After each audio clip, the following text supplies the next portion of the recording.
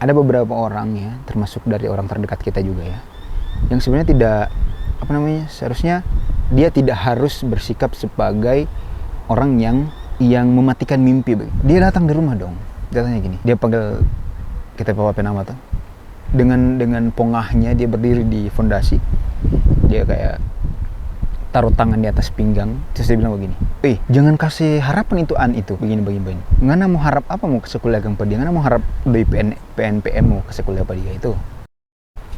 Oke guys, jadi hari ini kita mau cerita tentang kita perjalanan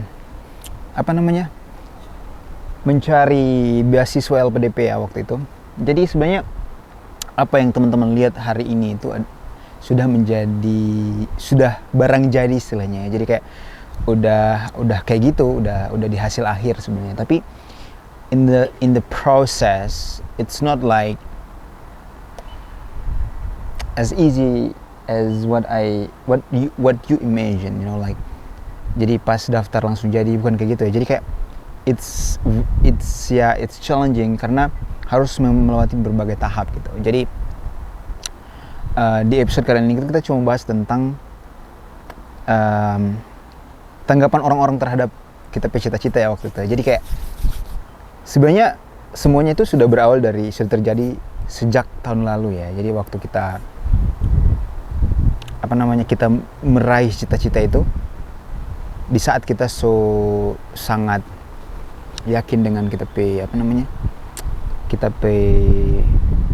mimpi, maksud kita pengen merubah nasib, pengen belajar. Nah di situ masalah timbul begitu. Ada beberapa orang ya, termasuk dari orang terdekat kita juga ya, yang sebenarnya tidak seharusnya dia tidak harus bersikap sebagai orang yang mematikan mimpi begitu. Dan maksudnya dia seharusnya sebagai orang terdekat, dia harus menempatkan dirinya sebagai orang yang bisa memupuk ya dan menyemangati, khususnya kita dari orang yang ya you know lah, maksudnya dari kalangan yang tidak berada ya sebenarnya ya, seperti mungkin teman-teman sudah tahu gimana kita perjuangan waktu itu. Orang tua juga seharusnya dia harus memberi semangat gitu. Okay, if you feel like how to say like financial problem, kamu masih tetap bisa sekolah kok, bla bla bla bla bla. Seharusnya seperti itu ya. Gak apa-apa kok coba dulu gitu, coba cari beasiswa gini. Tapi yang anehnya dia ini sebagai orang yang dekat dengan kita, justru malah menghantam gitu, tidak memberi semangat. Maksudnya saya juga tidak berharapkan lebih ya sebenarnya, cuma membutuhkan sumbangsi pikiran, maksud pikiran-pikiran positif, kritik yang membangun dari dia. Bagaimana kalau kita kuliah, apa yang akan muncul, tantangan apa yang akan dihadapi, terus bagaimana solusinya, seperti itu saja sih.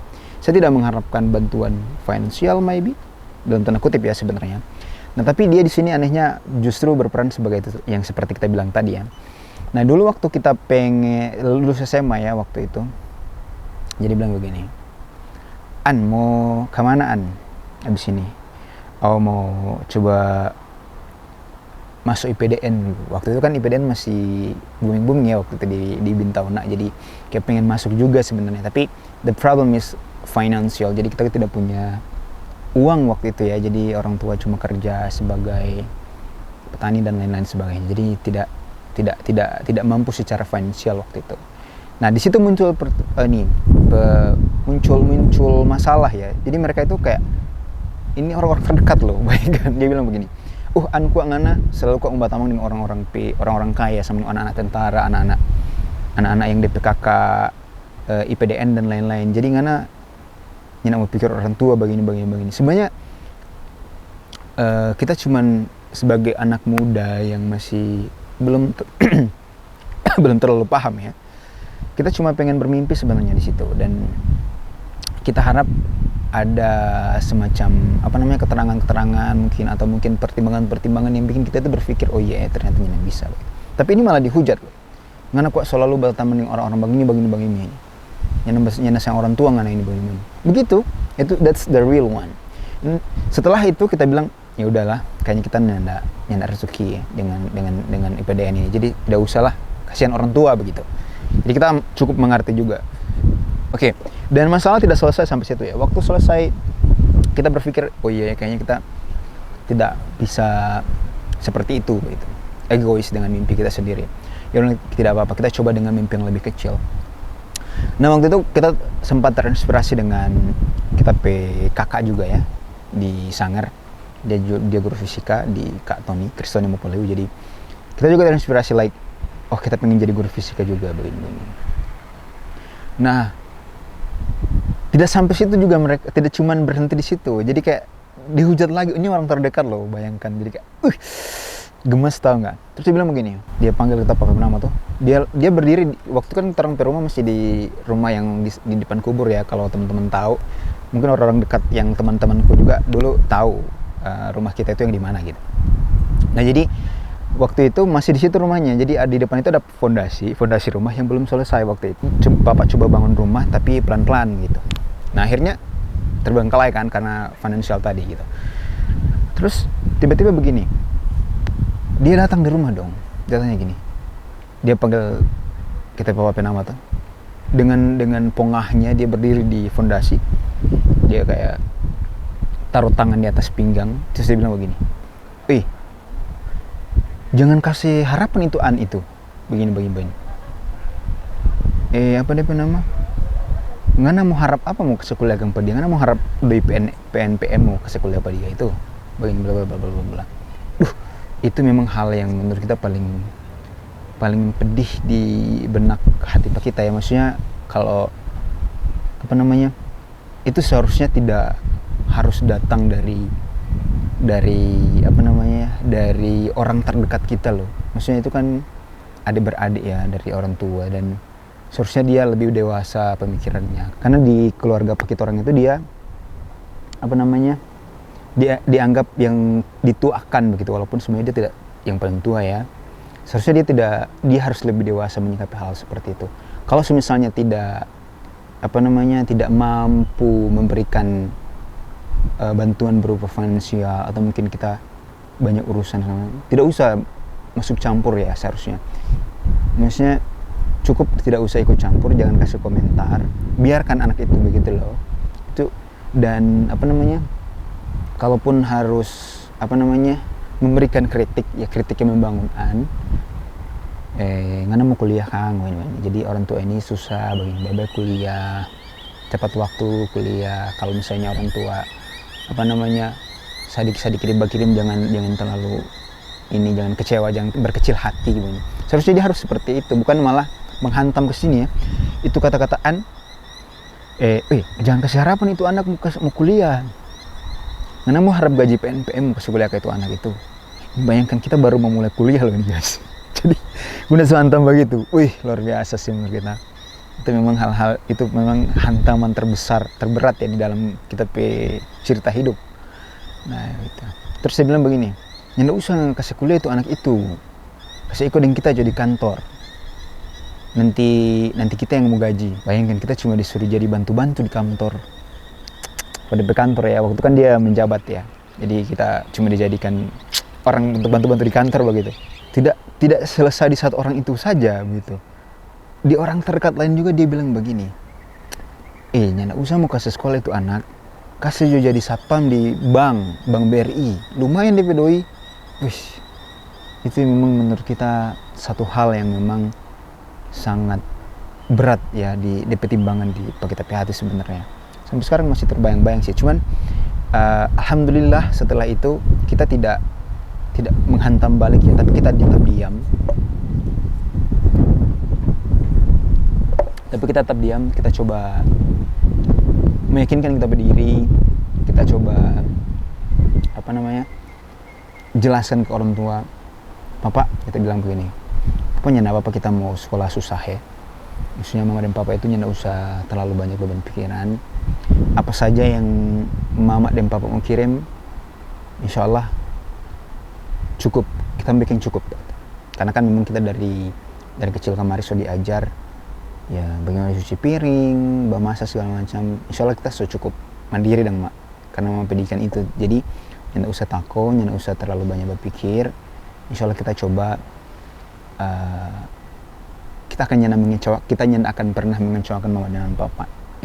Dan benar, itu dia tadi kita bilang, papa, sebenarnya kita kecewa dan terluka sebenarnya pas dengar itu cerita itu, dan itu memang keluar dari mulut papa toh. Kita bilang begitu ke papa, tapi kita bilang doakan mudah-mudahan kita ini selesai kuliah tepat waktunya, tidak ada halangan. Terus kita boleh balik itu kata-kata itu jadi hal yang positif yang insya Allah bisa angkat mama dengan papa derajat, bisa buka jalan juga ke adik-adik, dan bisa juga kasih inspirasi buat orang lain di sekitaran kita begitu. Jadi setelah itu alhamdulillah kuliah berjalan dengan lancar, tapi memang susah ya, dibilang susah, pokoknya makan apa adanya, kiriman telat 2 minggu. Jadi kalau mau ingat dulu tuh zaman susah-susah ya, SPP itu alhamdulillah dibayar ya. Cuman yang paling berkesan di kita adalah mama kiriman. Jadi mama itu kirim beras diisi di kulit bantal. Jadi kalau di kampung itu ada bantal DP kulit. Nah itu mama jaga kirim makan kita ke sini. Jadi kayak di situ mau jaga ikat dengan dengan tali nilon, dengan mau ikatan tersendiri, dan kita hafal sekali lah. Jadi kasihan jaga pas terima kiriman itu jaga menangis. Jadi waktu singkat cerita itu waktu kiriman waktu itu, cerita sedikit soal kiriman ya. Jadi kita tuh nyanda langsung minta doi, mama habis doi ini kirim makan hari ini langsung ada nyanda. Jadi karena kiriman itu sering telat 2 minggu, karena mama mungkin waktu itu masih berjual juga, cari tambahan ya waktu itu, karena kita orang semua sekolah begitu. Jadi kita bilang, mama DP hampir 5 hari sebelum jatuh tempo 2 minggu, kita coba bilang begini, mama doi ini tinggal 50.000, tapi masih boleh kita berjalan kaki ke siang. Cuma mungkin kalau misalnya ada lebih, kirim akang nih gitu, 2 minggu begitu. Itu sudah ke siang, alhamdulillah masih ada baras ini gitu. Selama masih ada baras, kita berpikiran kalau selama masih ada baras masih aman itu dunia.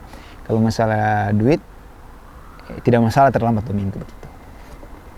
Jadi teman-teman, kita cuma mau bilang ya, maksudnya untuk teman-teman di luar sana, hal yang lesson yang kita petik dalam kita perjalanan hidup adalah, kalau kita memulai hal yang baru, biasanya ada orang terdekat atau tidak orang lain yang menjatuhkan teman-teman, mengkerdilkan mimpi teman-teman gitu, mematikan mimpi teman-teman. Tapi kita cuma bilang, kalau dibikin seperti itu, usahakan teman-teman jangan berkecil hati, jangan malah berhenti untuk bermimpi, dan jangan malah berhenti untuk di jalan itu ya. Tetap saja berjalan nih begitu. At the end of the day, buktikan ke mereka gitu. Ini alhamdulillah setelah masa sekarang, dulu dia cerita-cerita apa kita begini. Cerita sekarang dipuji-puji, dan kita selalu merasa begini. Alhamdulillah, kita selalu syukur ya, alhamdulillah dia dulu begitu kan. Maksudnya mungkin kalau Allah hanya munculkan perasaan itu di orang PHT ini, mungkin kita tidak akan ada motivasi untuk merubah nasib ya. Itu hal positif yang kita pikir. Jadi buat teman-teman di sana, apapun yang terjadi, apapun yang orang-orang mau bilang panganan apa orang tua begini, pokoknya jangan berhenti untuk berjalan di jalan yang teman-teman ingin gitu. Insya Allah selagi itu baik, niatnya baik, kembali lagi ke niatnya, insya Allah itu akan berujung di sesuatu hal yang indah begitu. Karena kita tidak tahu, maksudnya di balik sesuatu hal yang Allah uji dengan kita seberat sekali ya, seberat-beratnya ujian Allah itu, setelah itu insya Allah ada hal yang Allah janjikan kita kalau kita sabar ya. Nah, waktu itu memang kita juga kayak taruh berobi tuh hati, cuma kita coba, alhamdulillah kita coba sabar juga waktu itu. Nah, jadi buat teman-teman tetap ini ya, tetap maju saja, tidak apa-apa. Namanya juga kalau hal-hal yang bagus kayak gitu, pasti ada saja orang yang mau mengganggu. Cuma kalau sudah hasil, sesama mau mengaku, kita saudara, kita ini begitu. Jadi jangan berhenti ya teman-teman. Tetap semangat gitu.